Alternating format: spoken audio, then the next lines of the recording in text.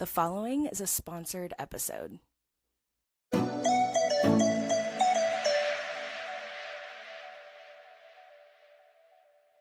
Hey everyone, welcome back to the show. I'm excited to have Stephanie Paradiso as a returning guest today.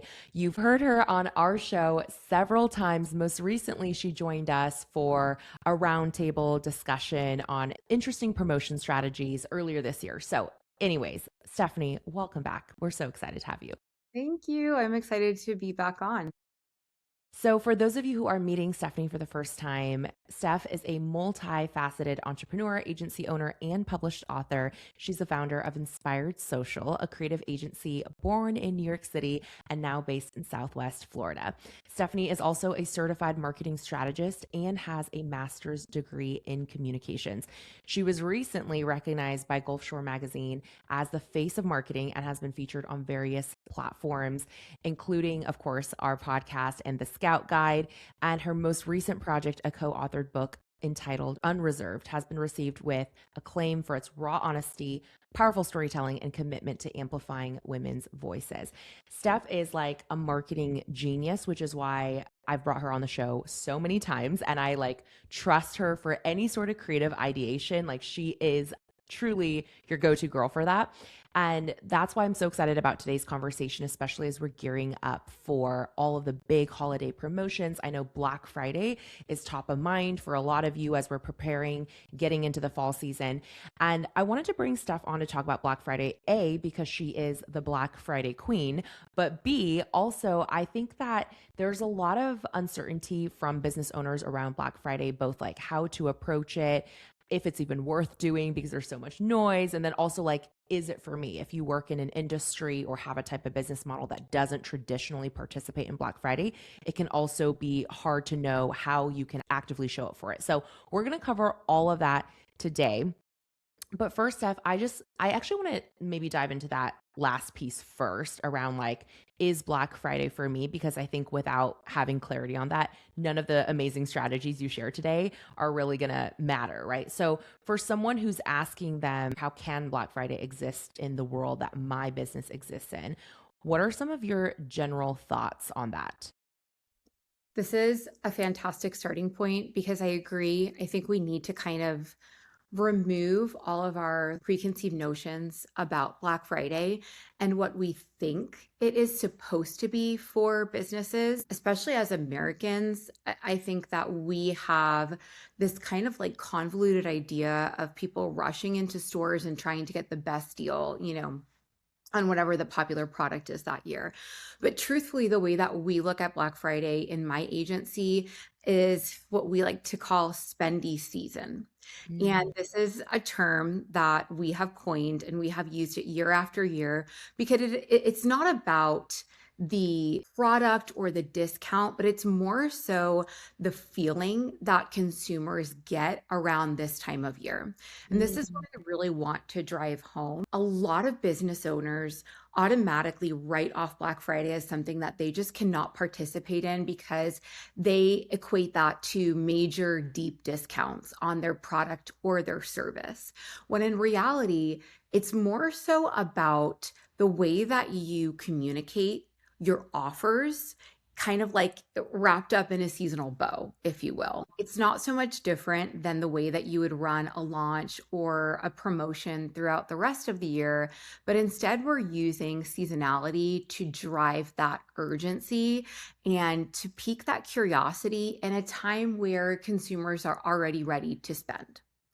So, in short, it's like, why wouldn't your business capitalize on the fact that people already have their wallets open and the expectation is that they will spend money? The question is, will they spend money with you and your business? Oh, that's such a good reframe. And I love that you've coined it spendy season because it's true. It's like people have been, I mean, this sounds kind of weird to put it this way, but it's true. We've kind of been trained, like you said, to expect to spend during this season. So it really is just a matter of allocating where our dollars go. list in my phone of things that I want to try to find on a Black Friday promotion or deal, or like It's companies amazing. that I would want to like go back to. And it's only at the time of recording this, it's August. Yeah. So consumers are starting to think about this. Businesses should start to think about this, as early as June, July, August, in order to really structure their business for, the most wins once Q4 gets here.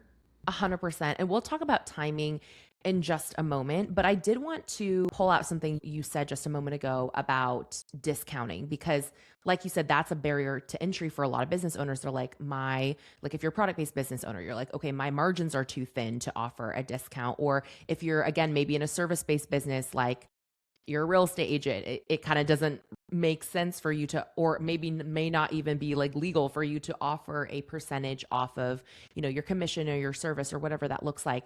So I love that you create pathways for Black Friday that don't rely on offering a discount. So you mentioned like, okay, sometimes it's not about giving like a lower price, but it's about how you package it up in a seasonal bow. Can you give an example of maybe like an unexpected industry that one of your clients has been in that you've actually been able to help pull off a successful Black Friday for, and maybe kind of give that example as to like how they were able to, like you said, present their offer in a different way without having to rely on discounts? Yes, I think that the first question that everybody needs to ask themselves is, what is the end result? Different businesses and different industries can get something unique out of spendy season or Black Friday or the holiday season, whatever you want to call it. And for some industries, you're right, like real estate, we're not going to put a house on sale, right? Yeah. And, even that messaging of a sale, it's like price reduction. Real estate is already using that. So, like, it doesn't really make sense to kind of use that as a reframe for Black Friday. Right. Instead, maybe the goal for Black Friday with somebody that's in real estate is to just generate leads. And so maybe they're always doing a free home evaluation, but they're packaging up the home evaluation in a way that speaks to the seasonality of November, December. So maybe instead of saying, I offer a free home evaluation, let's see what your home could sell for so that way you can upgrade or move into the home of your dreams. Instead, they can say, get ahead of all of the people who are going to finally say in January, now it's time to list my house, and do your free home evaluation during the holidays where your home feels the most cozy, right? It's Mm. beautiful, it's decked out, it feels so seasonal, and future families will be able to envision their family celebrating the holidays, gathering around a Thanksgiving turkey in your home that you've really thoughtfully and beautifully decorated. And I think that reframe really can just, such a small change, but it can make a huge difference in the way that the consumer is viewing the product or the service. So I love real estate because that is a really traditional example of, one way that we're not going to be able to put something on sale. And instead of looking at it in terms of, cash in the bank, which we'll talk about that too, because there are lots of product-based and service-based businesses that can look at that as a metric. Why don't we look at it in terms of maybe a lead generator instead? Mm.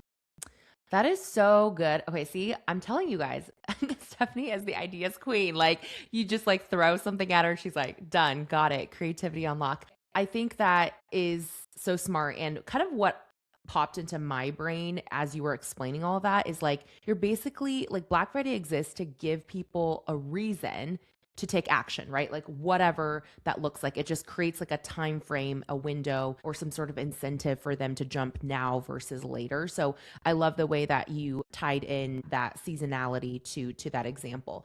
Let's go to the timing of things now, because you mentioned, okay, consumers are already, like yourself, are already starting to plan for where they're going to spend their holiday budget. So businesses should actually be a step ahead. What are some of the key actions that business owners should be taking right now? Again, you said we're recording this in August. This is going to go live in like late August. What should they be doing now to prepare their business for success in Q4? Yes. So we always say that you cannot fix something in November that you did not plan for in the summer. You have to start taking action now. And whether or not you're going to run like a true Black Friday campaign, or you just are going to continue business as usual throughout the holiday season, you actually have to change the way that you market in Q4 for a number of different reasons. Number one, you have to remember that there is an influx of paid advertising that you now have to compete with, especially if you're relying solely on organic content.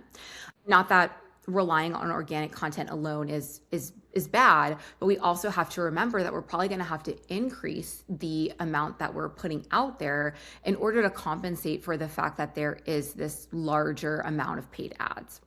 The other thing too is that there's a lot of noise. There's going to just be more content, more things thrown at consumers than ever before. And it's not just online. It's going to be in store. It's going to be in person, in mail, out of home advertising like billboards, text, SMS marketing. Like there's just so much being thrown at the consumer. So not only do we have to potentially change the cadence, we also have to get really creative in what we're putting out there. So that way we can stand out and cut through all of that noise. Which means in order to be able to have the capacity and the bandwidth to do that, we need to really start to think about the way that that information and that content is going to be presented. What we're putting out in November has to start even just like in the ideation phase in July and August. So if you're listening to this at the time that the episode goes live, you're not late. We're going to start thinking about it now, right? That's the first thing.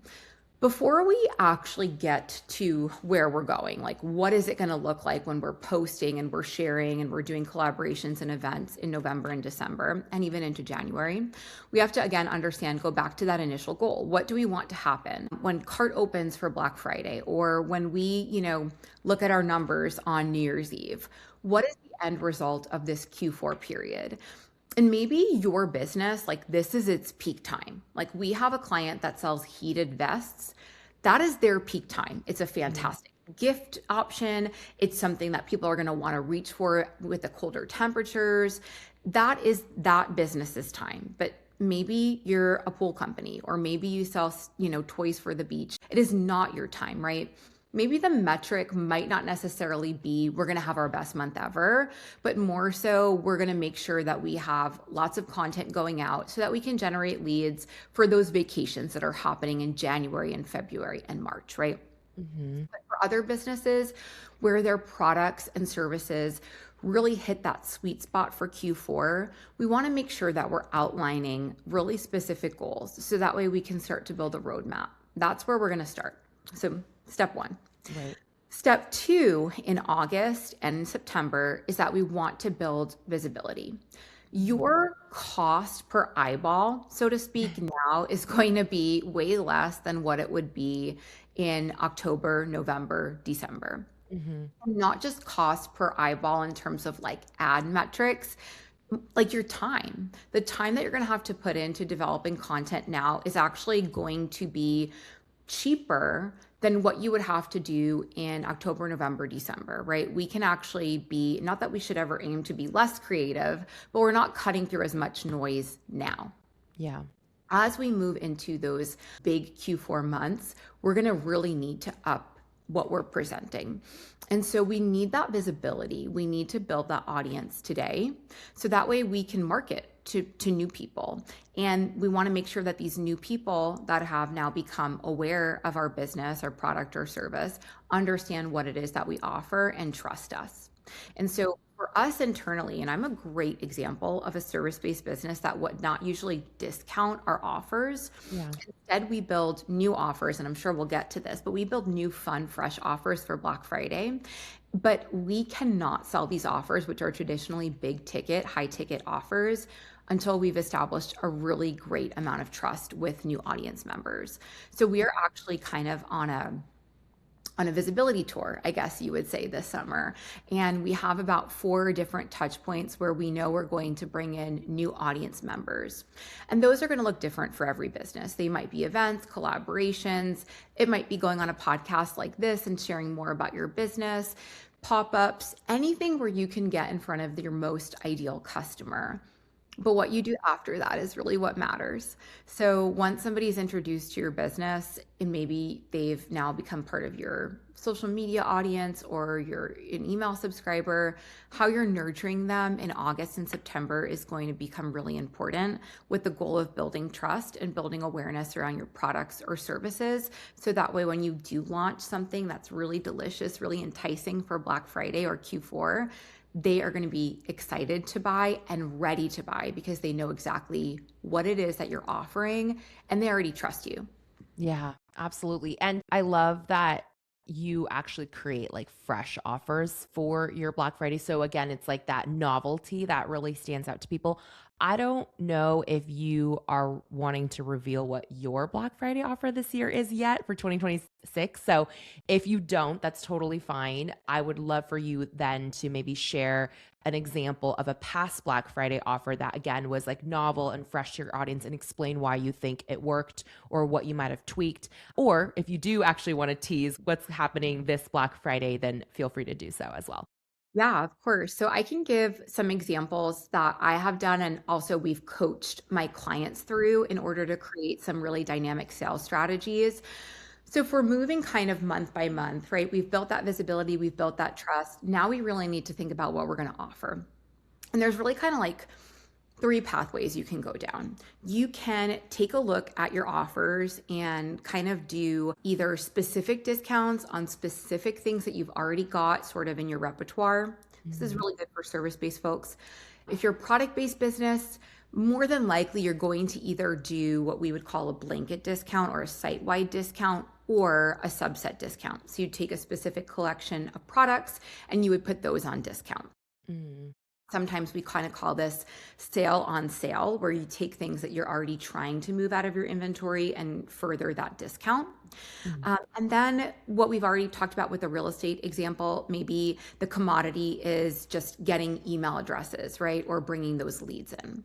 So kind of figuring out what your key offer is going to be. And we do this and we teach this to our clients in a number of different ways.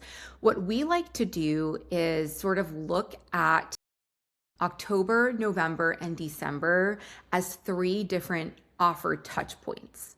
And so in October, we teach our clients, especially product based businesses, and then also certain service based businesses. So, obviously, we're going to single out like our real estate agents and like mortgage brokers. But those of you who have a business similar to mine, or even to yours, Ellen, or our coaches, consultants have courses and programs, we kind of want to do what we call a test offer. So, in October, we try to capitalize the fact that there might be early shoppers and do a micro offer or put something on sale or do a promotion that our audience has never seen before. And we Mhm. kind of utilize this to collect some data and see how emails perform and how the audience responds to this. So in the past, we have done like a micro consulting offer where we will do like a 45-minute session and put that on a promo price. And typically, we don't offer 45-minute sessions, so it is fun and unique for our audience. And then we'll use that data from the way that our emails have performed, which call to actions get the most clicks, and then also how that pricing performed to then make informed decisions about what we'll offer for Black Friday. Mm. This is really helpful for a couple of different reasons. So if you're somebody that does coaching, or you can do a consulting session, or you can kind of teach your knowledge in a one-to-one format, you can take that and then use that one session as essentially a gateway to whatever you're going to offer on Black Friday. So for us, we do an offer every single year called Consultant for a Year. We do not offer this as an option any other time frame, out of the year. And also, I'm very particular about the way that I package up my time. And so Black Friday is the only way that you will be able to get a series of consulting sessions with me. So it's a package of 12. It's one per month for all of 2027.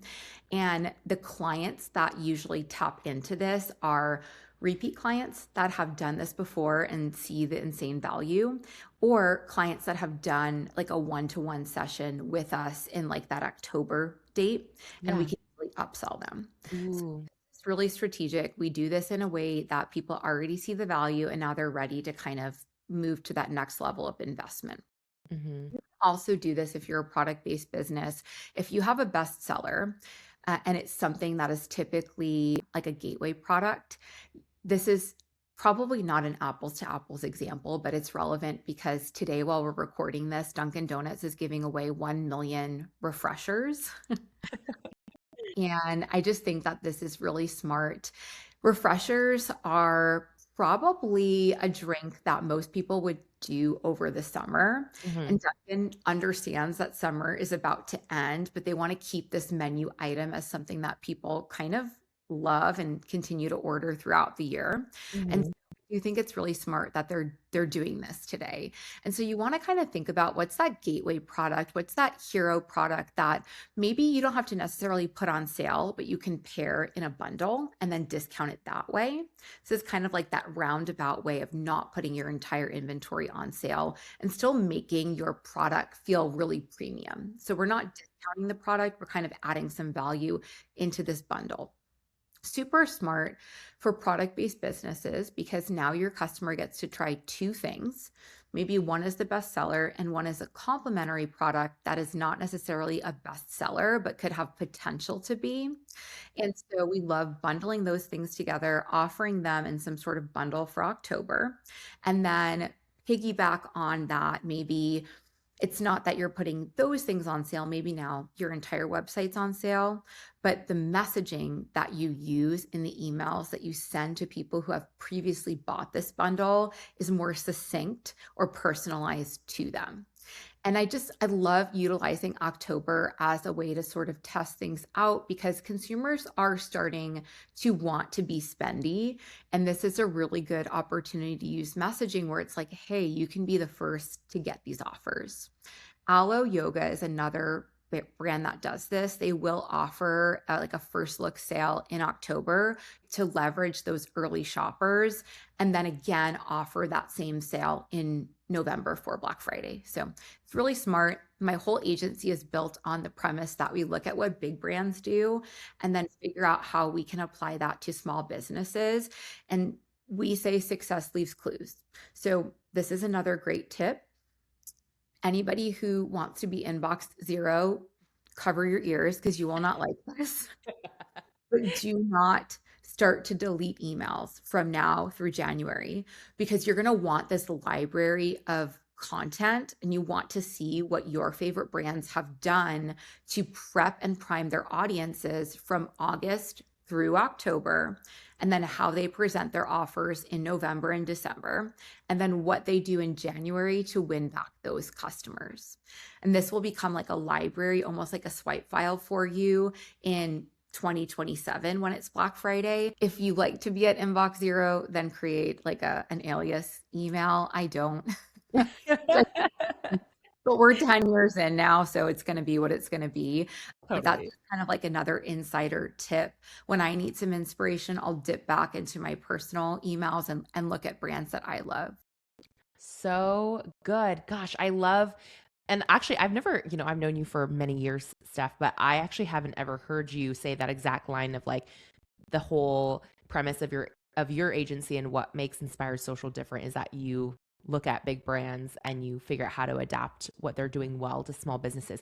I've seen you exemplify that, but I've never actually heard you say it. And so that was, I think, just like a aha moment too. And I love that you're giving this recommendation to really observe what big brands are doing. We follow like a similar philosophy. It's not always even necessarily big brands for us. It's just like looking outside our industry and seeing what other industries are doing for promotions or creative marketing and then figuring out what can we adapt and apply to our business model. So I love that you brought that up. And thank you for giving us such detailed kind of roadmap from now through, when Black Friday happens for like what are some key things that people can be doing to prepare. And I really love how much you're emphasizing October as this like magical month that's really being overlooked, I think, by a lot of small businesses and capitalizing on that opportunity. So that was great. When it comes to actually Black Friday week and when that big moment rolls around, I think a lot of business owners do, like you said, fight against the noise. It's a lot coming at consumers at once. Is there anything that you have observed or tried over the years that you feel has helped you or your clients stand out in their marketing a bit more during this especially noisy week? That is a fantastic question. Just based off of what you just said, I want to pull something out, looking at what other industries are doing. And I think that this allows us to be different in our marketing efforts, right? Mhm. And so we have a client in the agency, they sell pavers, and it's kind of like a really unsexy, like boring industry. It's like how many times can you show a picture of like a pool, right? Yeah. And we are really experimenting with pulling ideas from other non-construction industries. And I think at first the owners were like, we've never heard of this before. This is like so different, but it has allowed them to really stand out and get a lot of attention. Their social media pages were actually mentioned at a conference for construction people So here in cool. Orlando, which was really cool, and gave lots of validation to the work that we're doing. And so just kind of thinking outside the box. And I think that's kind of got to be, the very cliche, but very true motto of November as a whole, including Black Friday week. Traditionally, I think that we are getting very, very used to just relying on social media. Hmm. And, inspired social is like a misnomer because we started out as a social media agency, but that's back in 2018 Hmm. when I think we could get away with a lot more by way of organic social. We really could build, an entire marketing strategy just based off of what we're going to put on Instagram alone. I want to say, unfortunately, it's not like that anymore, but it's not even unfortunate. It's actually great because I think that when we just pigeonhole to just one platform or one means of marketing, we kind of get a little lazy, myself included. Hmm. And it begins to feel almost not fun. And Hmm. I think that marketing can be really fun, regardless of whether you're a data person or a creative person. You can utilize data to do really fun things offline. You can utilize your data to think outside the box. You can be creative. And, I know for me, I can look at Pinterest and like one random pin can pop up and I can build a whole campaign based off like one little corner of that image, right? But I think that that's where we kind of have to start in thinking about the way that we market Black Friday. Yes, there are going to be traditional channels. I would be remiss if I said, you should ignore social media. No, we're going to still be present on social media, but like the beginning of this conversation, we're going to increase the cadence so that we can have more visibility. I'm giving you permission to post more than once a day. That's okay. We need the visibility. We're going to still continue to do email. We're going to do these channels that we've always been doing, right? But I want to encourage anybody that's listening to this to think about how they maybe can do something in real life, or maybe a collaboration, or maybe their lead up in November is getting really visible at events or hosting an event. I think that Hmm. we can sort of make an excuse for why something can or cannot happen any day of the week. We see this all the time. We are very events heavy because we like experiential marketing. We like to get in front of the consumer. We have 2 events this week, right? And so we're starting to build that up. And we go back and forth and we're like, well, we shouldn't do this on a Saturday because of X, Y, and Z, or we shouldn't do this, during the week because of this, that, and the other thing. Hmm. I think it is worth investing time and money into an event the week of Black Friday, whatever that's going to look like for your brand. And if you feel like it's not the most successful that it could be because people are sort of preoccupied, that's okay because it's actually going to make your content production so much easier. You can now take content that you've developed during that event and you will have more things to post that actual week of Black Friday and beyond. So I do think that that's a really great strategy. What that event is going to look like, it's going to be different for your industry. I know that for us, like we're really B2B. Hmm. So maybe I might host like a little retreat evening where the week before Black Friday, business owners that know they're going to be really exhausted, the next 2 weeks, we kind of do some mindfulness work, or we get like little head massages, or maybe there's mini facials or something like that, just to treat my clients and then also maybe bring in some new leads and generate awareness. To me, That is such a valuable touch point. If we can even get 3 new business owners to sit down and meet me, meet my team members, and just sort of understand what ISC is and have a core understanding of a value that rest is important, especially before a really busy week, that is worth so much more than, email and touch points on social combined. So thinking outside of the box, getting creative, and thinking of ways that you can be visible even during that very busy time, I think is super key. All excellent tips. And I love that even your final example that you shared is focused on it's not always about striving for volume, right? Sometimes it is just one evening and 3 people that can make all the difference in the success of the following 2 weeks. And so I think that is really, really helpful. And even if you're someone listening to this and you're like, events aren't really in my wheelhouse or it doesn't really make sense for my business, I'm not interested in hosting an event. Okay, what is like another, like Steph said, another interaction point that you can provide to people to introduce yourself, get in front of new potential clients or customers that isn't just like shooting off another email, putting up another social post. So I love that you're really encouraging people to think outside the box there. If I remember correctly, you are hosting, though, like speaking of events, you're like hosting a virtual event to help business owners get ready for Black Friday and actually identify their own winning Black Friday offer without having to rely on discounts. Of course, discounts can be part of it, but like if you're someone listening that's like, I don't really want to discount my products or services, then there's a way to create a winning Black Friday offer without one. Can you share a little bit more about the challenge that you're hosting upcoming? I am so excited about this. So, traditionally, we have taught Black Friday for business owners every single year. It is, as you can probably tell, it's like my favorite time of year, my favorite topic, because I genuinely believe that Black Friday and Q4 in general can really be a win for any business, whether you're looking for a cash injection or you're looking to drive additional leads. Some businesses, like we've had clients who have made 50% of their annual revenue in October, Wow. November, December. Wild. And so again, it really goes to show that spendy season is in your favor regardless of industry.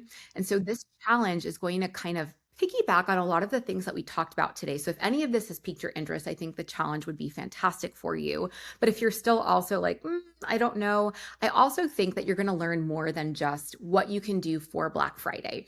It's really understanding how to set goals that are going to reflect on the seasonality of where we are at in the year. So that can be applied to any time of the year. And then also how you can essentially create a campaign around your offers, your products, your services without necessarily relying on a discount. Mhm. And from doing this for so many years, I know that that's where the pushback comes from because the words Black Friday are equated to major blowout discount. Yeah. And I think that the really big thing is here, it's not about the discount, but it is about the way that you frame what you have to offer. And that's Mm, what we go over in this challenge. And by the end, every attendee is really going to understand how they can essentially cut through the noise of Q4, whether or not they're going to participate in Black Friday, and how to develop a campaign that's going to get noticed and sort of really feel different and unique. And then, of course, we will also speak to developing offers that are unique for Q4, unique for a Black Friday sale, and really showcase how you can bring that audience in and get them excited and capitalize on the fact that Black Friday actually doesn't mean discount, it means urgency. And that's what mm.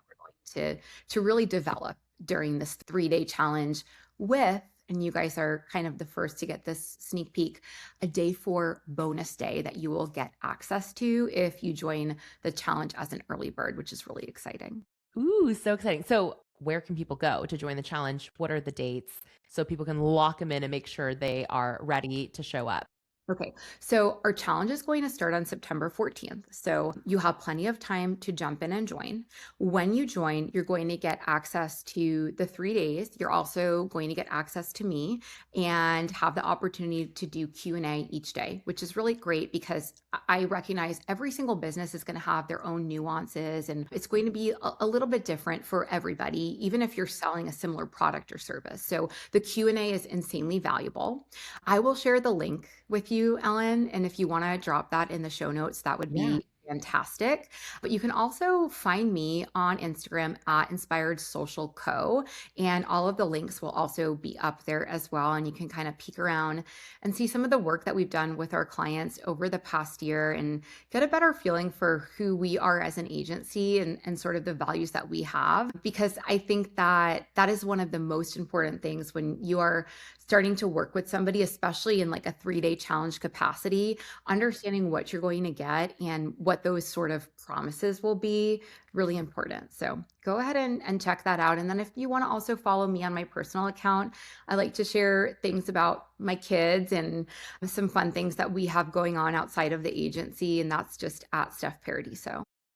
Thank you so much. We'll definitely drop the links below. So if you're interested in the challenge at all, make sure you go below to the show notes and click to check that out. I think this is the absolute best next step you could make to prepare yourself for Black Friday. If you have no idea what your offer is going to be, this challenge is going to give you so much clarity on picking and creating your winning offer. And I truly, again, cannot overemphasize how advantageous it is to have someone like Steph in your corner, kind of over your shoulder, looking at what you're ideating and offering her 2 cents on it. So definitely jump into the challenge. Steph, I just want to wrap up our conversation with one final question for you. And you brought it up very briefly during our conversation, which is that, there's so much focus on Q4 and Black Friday and holiday sales that sometimes it's like all the momentum dies with the end of the year. And then you roll into January and you're like exhausted, even though it's supposed to be like the start of a fresh year. So, what is one thing that business owners can do to keep the momentum going that they've built up in Q4 in January and beyond? Let's end with a takeaway for our listeners there. Yeah, this is definitely a very common thing. So if that sounds like you, don't beat yourself up. A lot of our clients have the same experience. And it's just because November and December are tiring, both in business and in your personal life, right? You might be Yeah. traveling. I have 3 kids, like there's lots of school things going on, buying gifts, wrapping gifts. I get it. One thing that you can do, well, it's kind of like a two-parter. Number one, plan early. So that way you don't get burnt out in November and December and you're not kind of chasing your tail to continuously put content out there. And then also think about what we would call a buyback strategy. So you have all of these leads of people who have purchased now in November, October, November, December, right? That 3-month span. What can we offer to them in January that would be kind of like the cherry on top to their brand experience? So if you have a loyalty program, maybe you surprise them and say, hey, in an email, hey, so and so, the purchase that you made with our brand in November has actually qualified you for like 10x loyalty points. And we've just added 100 additional points to your account, right? Our clients that have clothing-based brands that have like these loyalty programs through Shopify, that is something that we've done in the past. And it's a really great surprise and delight. And it's just such a good way to keep that momentum going and continue to earn that trust and earn that loyalty. When we Mhm. look at the buyer journey, a lot of times we sort of fall off at purchase, but the fifth kind of pit stop in that buyer journey is loyalty. And so that is what we are going to aim to build in January. Another great example is a buyback. If you have a business where you ship a physical product, you can include a beautiful card that says, come back in January and take 30% off your purchase, or here's $10 to spend in our store next time. So buybacks are really useful. You Mhm. can also email those out as a reminder on top of that physical card, which is really nice. And then another really great thing that I've done in the past is anybody that makes a purchase in that December window will get $100 to utilize as a discount, a personal discount in 2027. So if they're making a purchase, we've done it in November for Black Friday, but then also in December when we've done like New Year offers, they kind of get ISC bucks, if you will, and they can utilize that for an event or a program or to apply towards maybe a VIP day in 2027. Mm. And again, that's something that we really only do during holiday time. So you can really gamify the experience, but you also want to make sure that you are staying in contact with these customers. If you're doing Black Friday right, the hope is that you will get new customers into your ecosystem, people that have never purchased with you before. And so we want to make sure that we're continuing to nurture those relationships and that we don't have them as a customer only when there's a promotion or this big campaign. They become a loyal customer that eventually will purchase again and then also recommend your brand to other people. Wow, so much value, Steph. Thank you for just like dropping literally all the tactical ideas and gems that people can really take away. I think that this episode can be a resource that you guys come back to over and over every, summer to kind of get in the mindset, get in the right creative zone for planning for Black Friday. So, Steph, thank you so much. Once again, the challenge link and all of Steph's links that she mentioned will be below in the show notes. Thank you, Steph, for joining us on the show. And thank you all for tuning in. We'll catch you in next week's episode.